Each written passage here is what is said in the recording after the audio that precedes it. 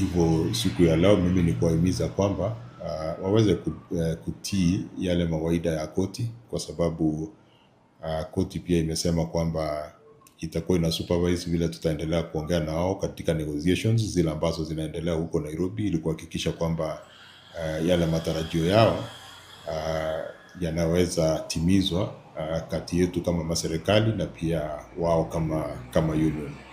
So kwa leo ni kuwahimiza kwamba tafadhali rudi kazini kulingana na zile court orders. Mkubwa wa labor katika kila county anatakiwa ape koti ripoti kuhusu wale ambao wamerudi kazini na wale ambao watakuwa wanaendelea kufanya kazi.